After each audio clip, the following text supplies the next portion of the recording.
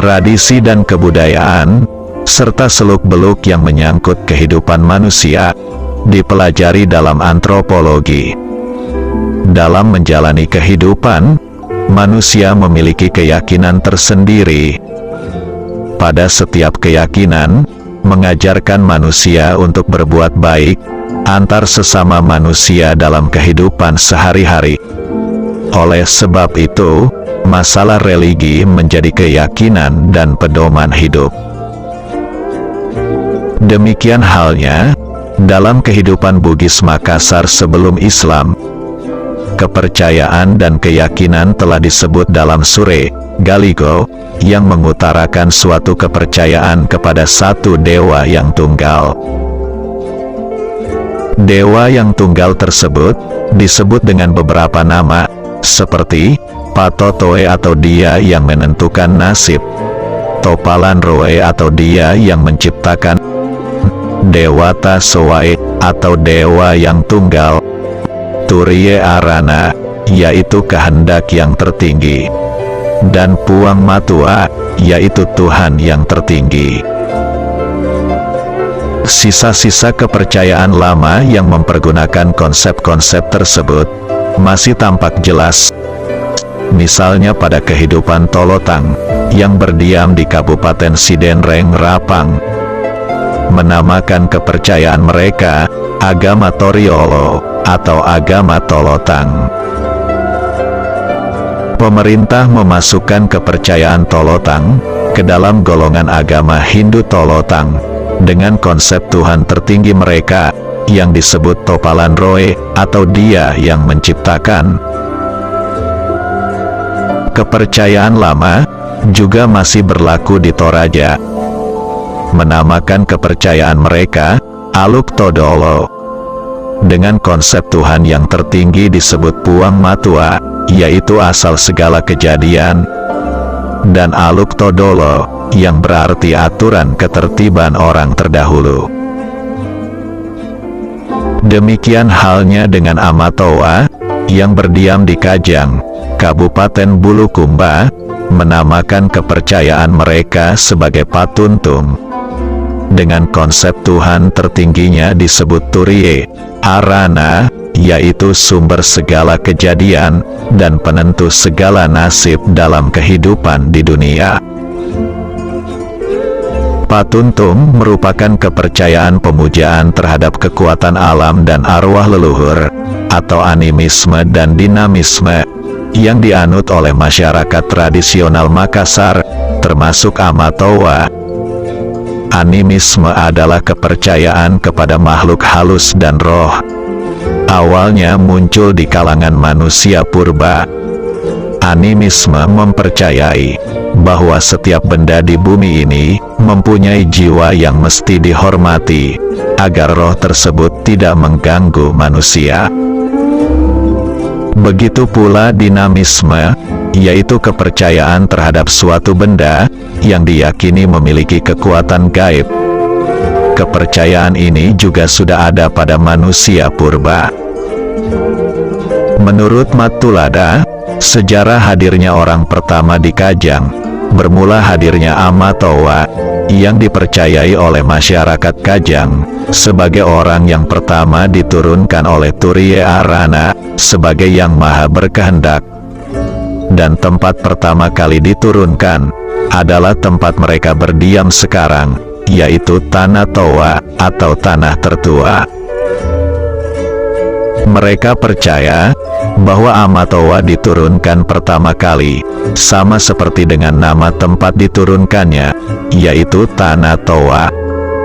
Orang pertama tersebut bukan hanya sebagai orang pertama yang hadir di suku adat Amatoa, tetapi dipercayai juga sebagai orang yang hadir pertama kali di dunia, yaitu Turie Arana atau maha berkehendak yang tertinggi. Dalam perkembangannya, pada waktu agama Islam masuk di Sulawesi Selatan, awal abad ke-17, maka ajaran Tauhid, atau keesaan Allah dalam Islam, dapat mudah diterima. Dan proses itu dipercepat, oleh adanya kontak terus-menerus dengan pedagang-pedagang Melayu Islam yang sudah menetap di Makassar. Selain itu, dipercepat dengan kunjungan niaga orang Bugis Makassar ke negeri-negeri yang penduduknya sudah beragama Islam. Setelah syariat Islam sudah diintegrasikan menjadi salah satu sendi dari Pangadereng, maka beberapa perlakuan dalam kepercayaan lama berangsur ditinggalkan. Meskipun demikian, tradisi lama tidak seluruhnya ditinggalkan. Tradisi-tradisi dari kepercayaan lama yang dimaksud, seperti cara-cara pemujaan, upacara bersemedi, bersesaji untuk roh nenek moyang, yang disebut atoriolong. Selain itu, memelihara tempat keramat, atau saukang, kemudian upacara turun ke sawah, upacara mendirikan dan meresmikan rumah baru, dan lain sebagainya. Tradisi-tradisi lama tersebut kemudian diarahkan dan dijiwai, sehingga tidak berlawanan dengan ajaran Tauhid Islam. Dalam sistem kerajaan-kerajaan Bugis Makassar, sampai zaman menjadi Swapraja, di bawah kekuasaan pemerintah Hindia Belanda, maka Sara, yang sudah terintegrasi dengan Pangadereng, kemudian disusun menurut organisasi yang lebih terperinci.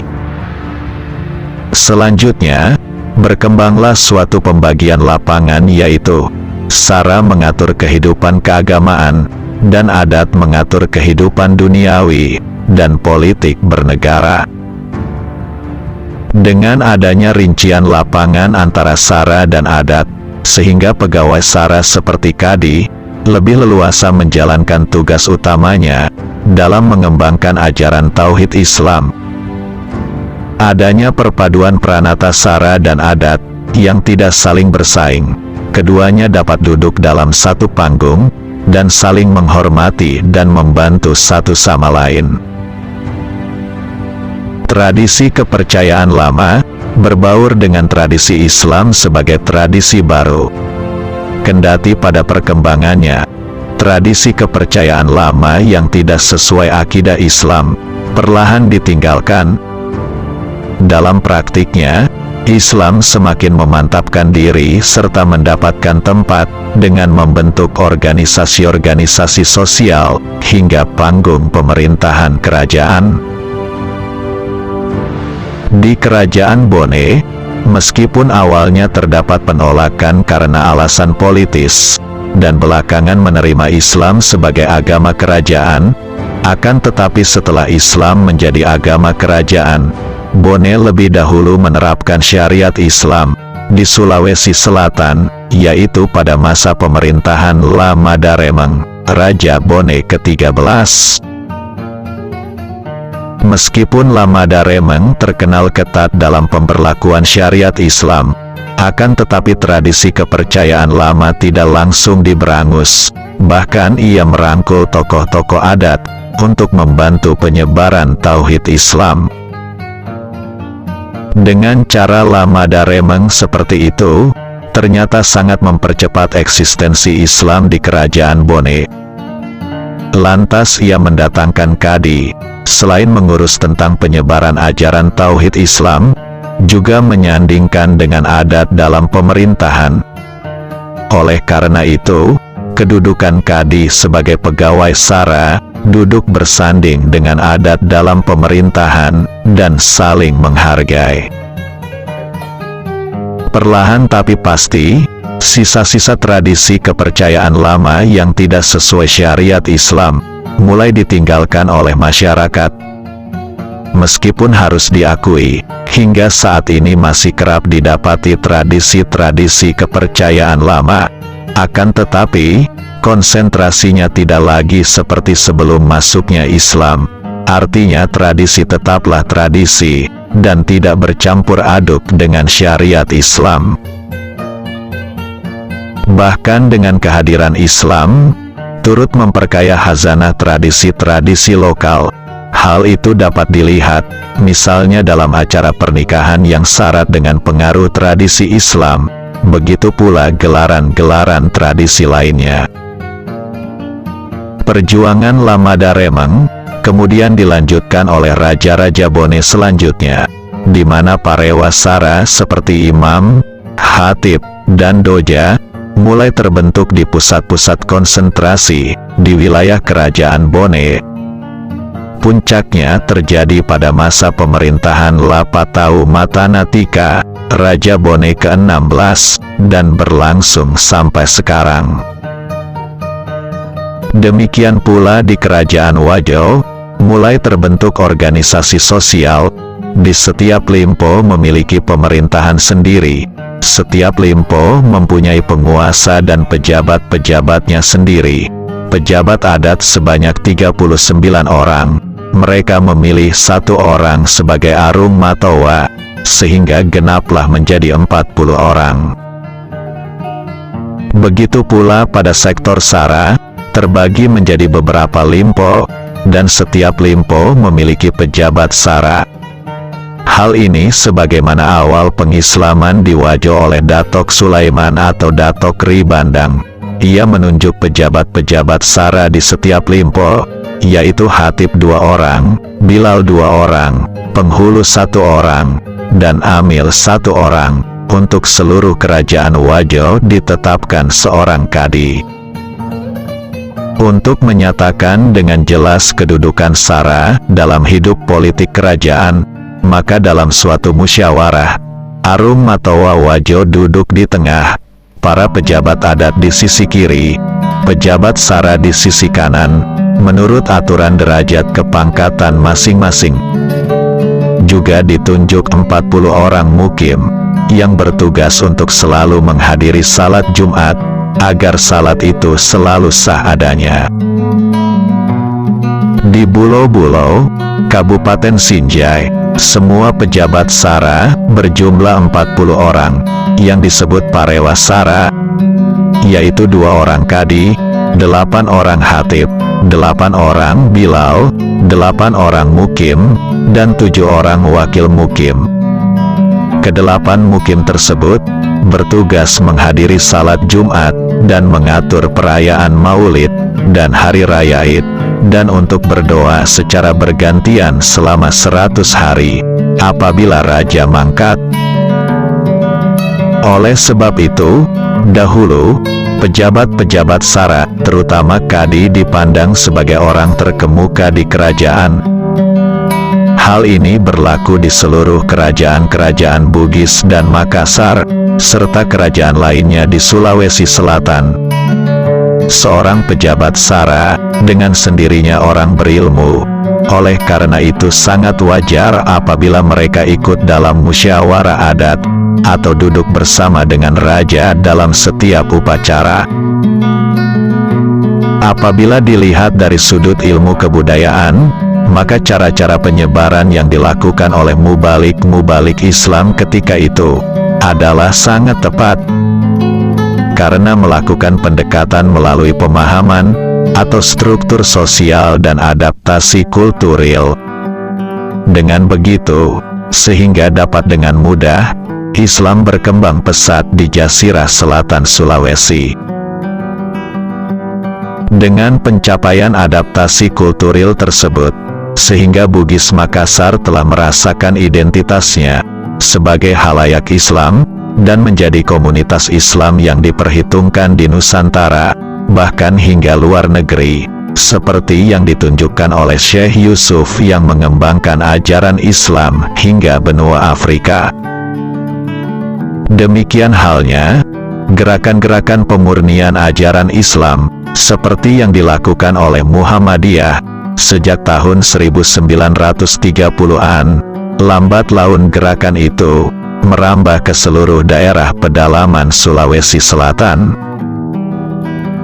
Menurut Matulada, kegiatan-kegiatan Muhammadiyah tersebut berjalan terus dalam program-program kegiatan sosialisasi Islam, guna membangun masyarakat Islam bersendi kepada iman tauhid yang berdasarkan Al-Quran, hadis, qiyas, dan ijma'. Ketika lembaga-lembaga pangadereng yang asli, yaitu adat, bicara, rapang, dan wari, tidak lagi memegang peranan dalam hidup kemasyarakatan dan politik, serta dengan terhapusnya sistem kerajaan, maka Sara pun meninggalkan gelanggang formilnya sebagai Pranata Pangadereng. Akan tetapi kemudian berdiri sendiri sebagai lembaga keagamaan dalam struktur pemerintahan NKRI. Berdasarkan data Direktorat Jenderal Kependudukan dan Pencatatan Sipil, Kementerian Dalam Negeri, jumlah penduduk Sulawesi Selatan mencapai 9,19 juta jiwa hingga Juni tahun 2021. Dari jumlah tersebut, sebanyak 8,26 juta jiwa atau 89,87% beragama Islam. Sekitar 10% lainnya memeluk agama Kristen baik Katolik maupun Protestan, dan kepercayaan-kepercayaan lama, seperti Aluk Todolo, Patuntung, dan kepercayaan Tolotang. Demikian pula pengabar-pengabar Injil, kebanyakan beroperasi di kalangan orang Toraja, yang masih menganut kepercayaan lama. Akan tetapi saat ini telah banyak orang Toraja yang menjadi mualaf. Itulah geliat perkembangan Islam di Sulawesi Selatan, sejak masa kerajaan hingga sekarang. Silakan disempurnakan bila terdapat kekurangan dalam narasi ini. Terima kasih.